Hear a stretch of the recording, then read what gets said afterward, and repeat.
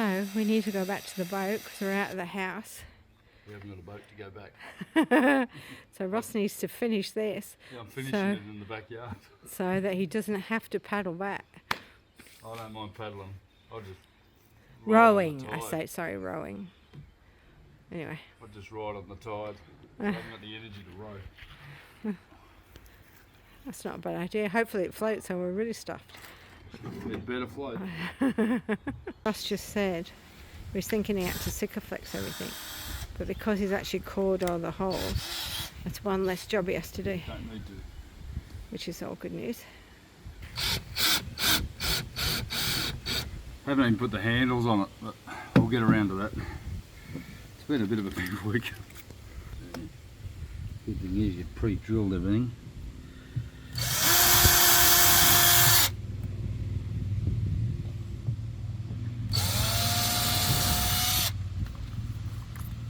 Need two screwdrivers now. I can't even speak properly. So Ross has said to me, if I talk about buying something, stop me. Yeah. We have had so much stuff in that factory that we've had to get rid of. Yeah. Alright, it's floating and we've got a ton of gear in it. It's very windy too. Yeah. That looks pretty good. I guess it is what it is. It's going to be what it is.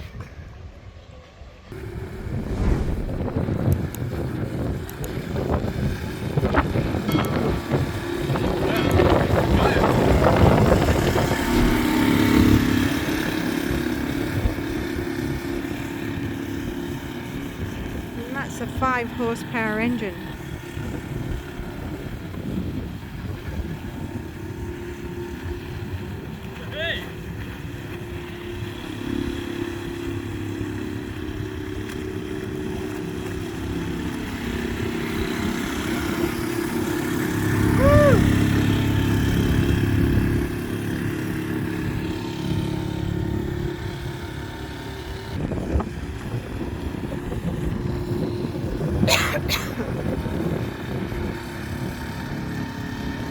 Maybe that'll make him smile.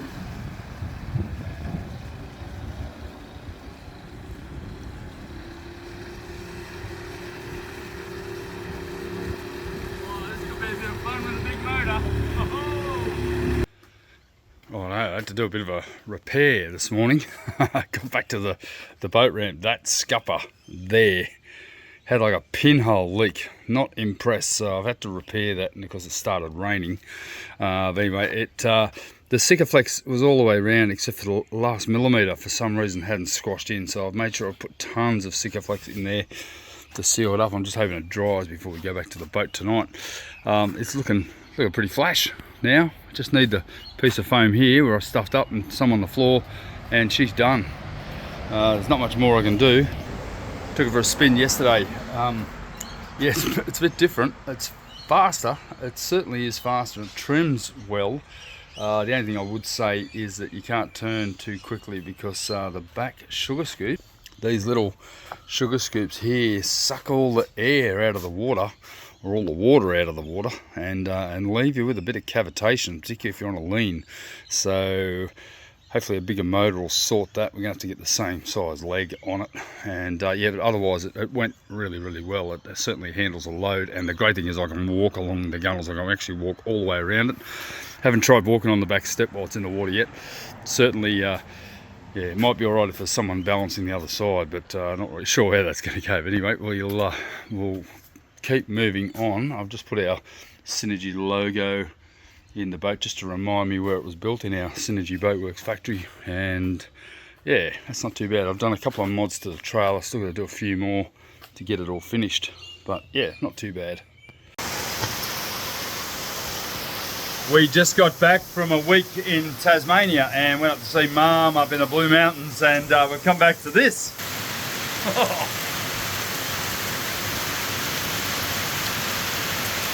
Our first East Coast low of the, I guess you'd call the season, but we're only midway through autumn.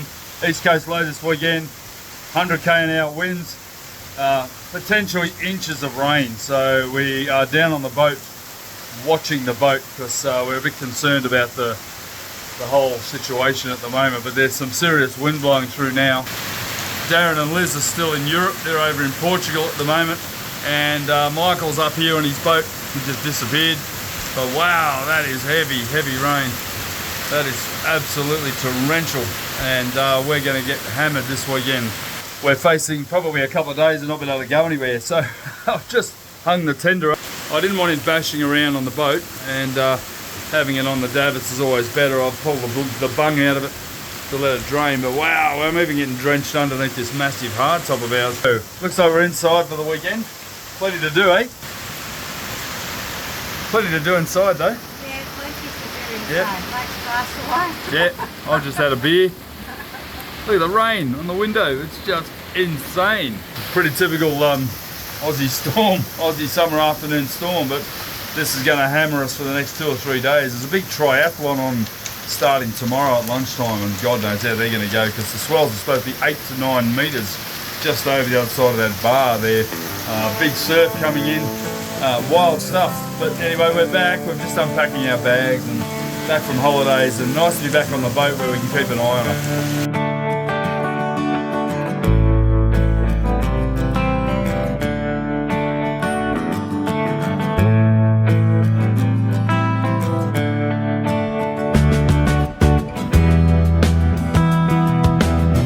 Well, 3 weeks after leaving our factory, I'm now working out of my garage at home, and we're heading off in about 10 days time, so heaps to do. We've got some massive projects we've got to finish off. We still have to finish off our tender, doing some small sort of finishing work on that. I've just fitted some beach wheels to it and a rub rail around the back end of it. I wasn't able to put the foam around that end. It was a little bit too complicated, and Janet certainly wasn't going to be in for more sewing. So I've fitted a gunnel strip, a stick-on gunnel strip.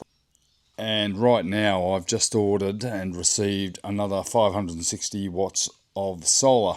Now, very importantly, I'm aiming for 3 regions. Now, this is a 280 watt panel. I've got another one over here, and what I'm currently doing is getting it ready to fit onto the boat. I certainly am not keen on the mounts that you can buy for these particular panels. They're like razor sharp aluminium. I'm now using the Railblazer Starport system with the multiple adapter, and it has to be retrofitted onto these before I can take them down.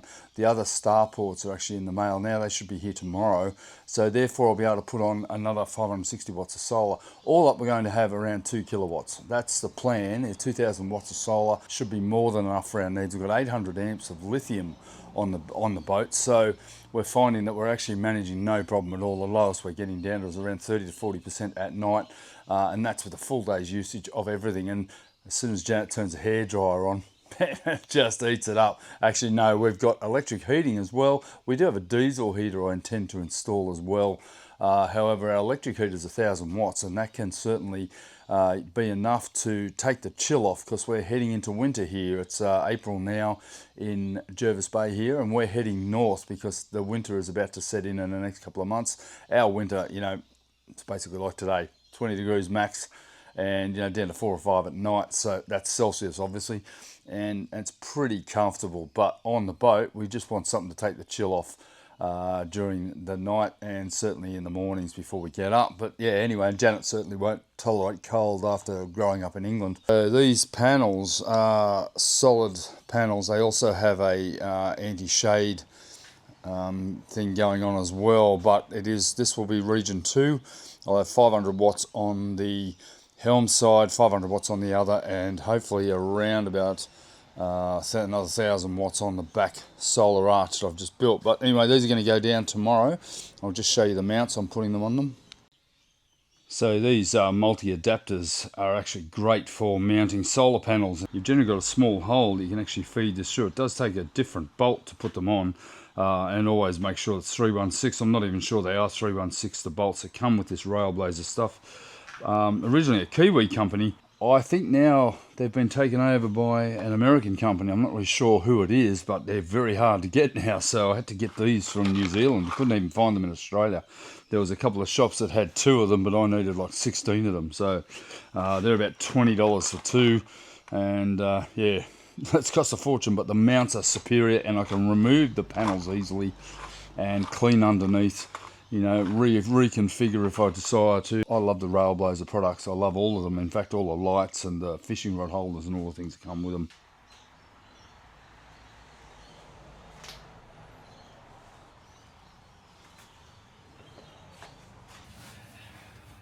I have not died for, we were trying to work it out. We reckon it's 15 years. Sam was about 15 last dive I had. In the last 3 days, I've got about 8 hours of bottom time because I've been trying to move our moorings. And we're right over. We're at 45 degrees to the creek at the moment. So our mooring, that white fender there, should be about there somewhere. So I'm going to get in again. I've got our mate Cole just up here has just dropped us off a couple of new scuba tanks, and we're going to get in, or I'm going to get in. And Janet's my supervisor. I've got some big lift bags. I've been lifting the whole mooring block. It's about a 1 ton truck wheel full of concrete with several chains hanging off it.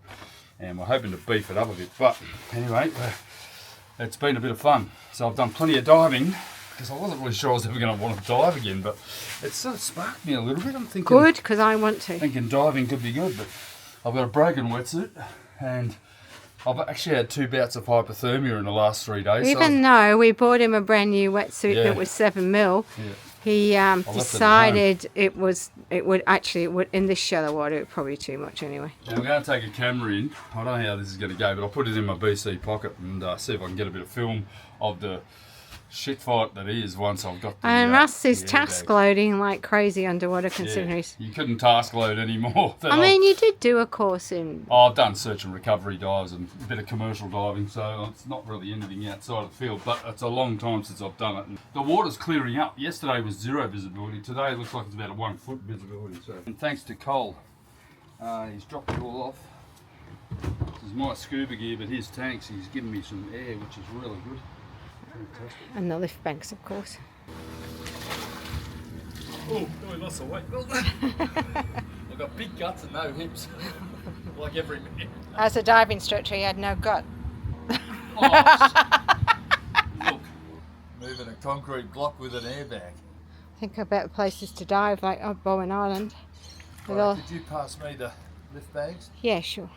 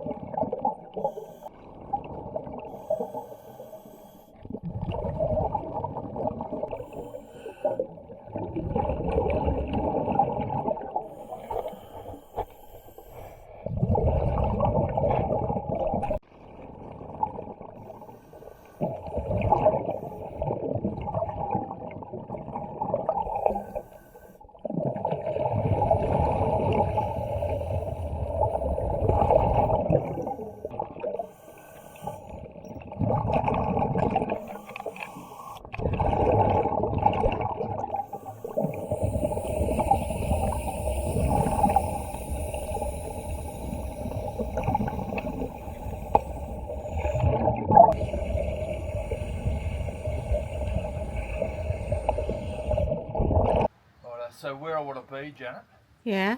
I think, is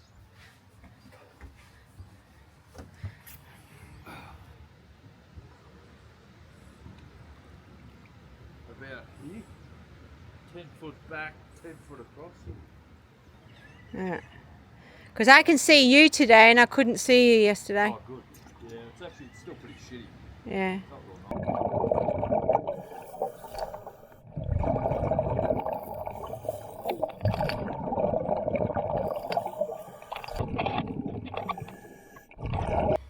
I think he's about ready to move it now. It's starting to move. It was really hard work yesterday and the tide's a bit lower. Here we go. Good on you.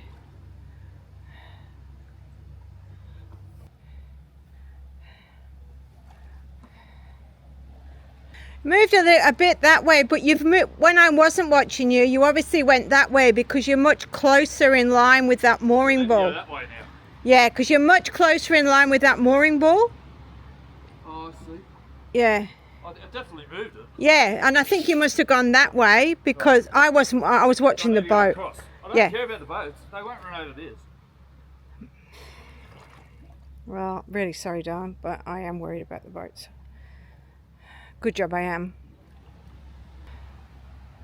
Stop! Stop. Not that you can hear me. I don't know how to... That's far enough done. Otherwise we're back where we started from.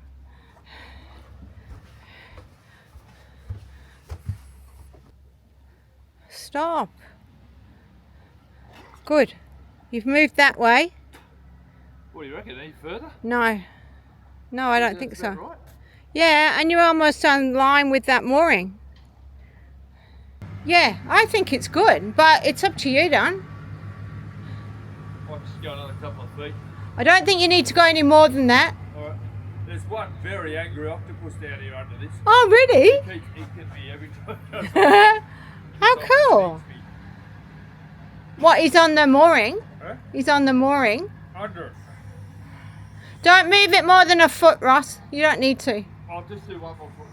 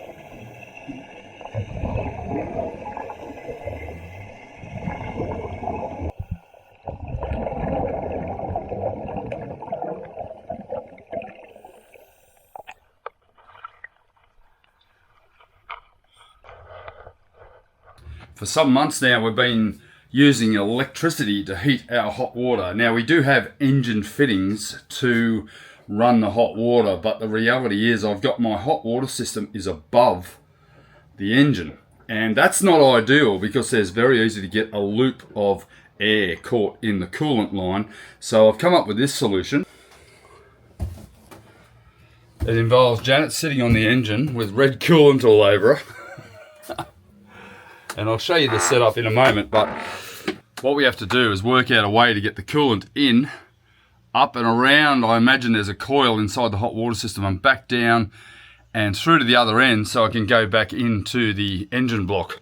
The coolant is the Yanmar coolant, and down here we have a fitting here and a fitting here, and both of those have a tap on it. So once I've filled the actual coolant line, which is about 6 meters long, it's not ideal, and a 6 meter long coolant line means that we could potentially lose some heat in the hose, but I think it's going to be fine. But anyway, so what I've done, I've used a funnel to fill this end, and I've filled it up until it overflowed, obviously, as you can see, and then I've blown it through all the way through the hot water system, which is down behind Janet there, and then it's just covered Janet.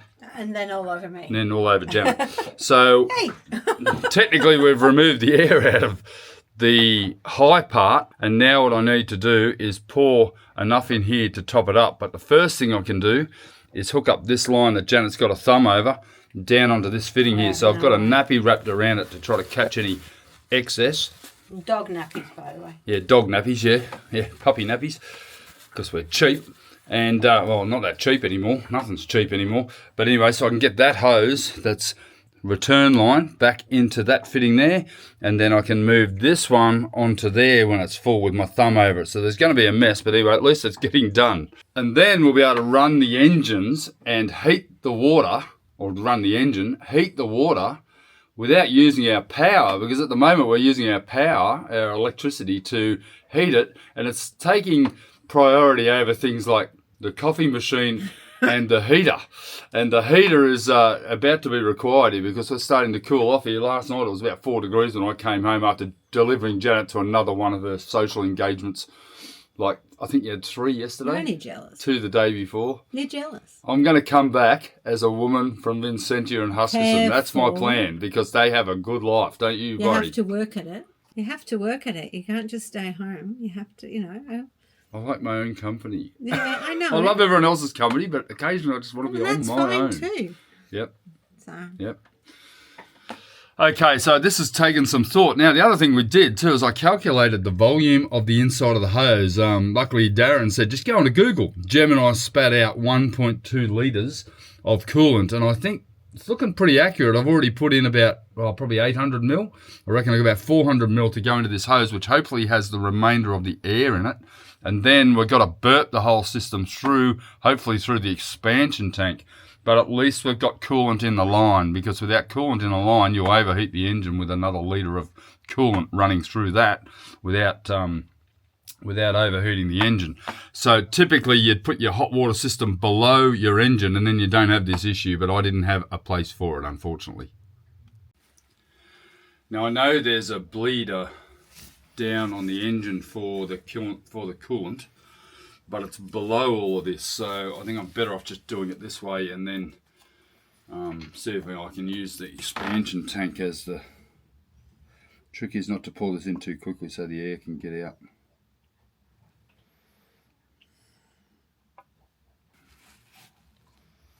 Do you want me to turn it off? No. Stop some swearing.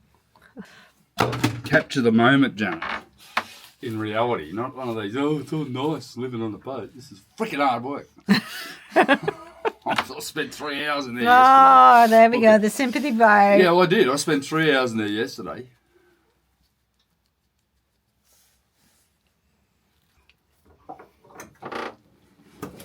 Oh, God.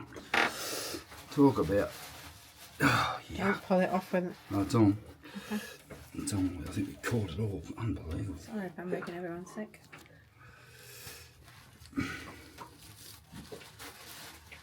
Look at this. I've no idea what we're doing. It's like a bloody mafia murder room in here. Look at this. Welcome to the family. Tarpaulins ready to wrap it all up. Oh, I tell you what, done well. There's a bit down in there, but it's not leaking there because it's not under pressure yet. Job done. Just got to do the hose clean up. Bring the towel with you as well, don't you? You alright? Yeah, I'm just... Think about it. Should be able to stand up without pushing off. Well, that can on the ground. That was awesome. Thank you. I just Good job. don't want to damage the engine by... Fuel currently at $3.15 a litre here. That's 3 Aussie dollars, so about $2 a litre, so $12 a gallon. So I'm more than keen to get the hot water heating off the engine and not be wasting time powering up the batteries just to heat up the hot water. So we're running it now, and we've been running it for about half an hour, and I've been worried that I might overheat because I haven't got enough coolant in there, but this is sitting stable at 77 degrees Celsius, which is what it's supposed to sit at, and that's just fantastic. And this is a classic April day here in Jervis Bay. Perfect weather, about 22 degrees. Oh, stunning. But it is getting cool. This morning was quite cold, and I slept in this morning because last night I spent nearly all night taking Janet to all of her social events before we leave, trying to say goodbye to all the girlfriends, and I ran back and forth to the wharf all bloody day like a chauffeur. But you know, just got to do that. And I came back and I was that cold. I had a shower, but when I got home we'd been running the engines, and I actually pulled the engine room doors open to heat the whole boat up. And then I came to the conclusion that I probably should install a heater. So I've now got a heater inside, which is pretty exciting as well, but it's electric. It's 1,000 watts. We're only going to use it to take the edge off for the next few weeks or a few months until we get north to Queensland and up into the tropics. So Janet's making some brekkie here. We've got the engine running, we've got the hot water going. And look at this. How lucky are we? You're going to do a cooking show on YouTube? I hope not. No. Oh, don't be like that. Get a bit over the old cooking shows. Well, that's because you don't cook. I don't cook, but there's been a lot of cooking shows on YouTube lately, and I don't know if it's a great idea or not. It's just feel, isn't it, really? No, it's bit like this shit that I'm talking about. But anyway, so the other thing I did is this guy here is a kick-ass 1000 watt heater. Now this is a panel heater, so it doesn't have a fan, but we figure in the size of our saloon we can basically run this with our doors on the cabin shut, bathroom doors shut, hatches shut, and stay nice and toasty warm with bugger all power. It'll just kick off at 18-19 degrees or whatever temperature we feel necessary. Hopefully not use too much. So it uses about the same as our toaster, so hopefully that's gonna get us through winter. I also have a diesel heater to install, but at the price of diesel at the moment, I'm better off running the engines and heating up the hot water and the batteries at the same time than just running a heater for the sake of running a heater. So there's a lot of rationale going on here, but I intend to have both functional in the next few months. But at the moment, our batteries are, this is more exciting than cooking.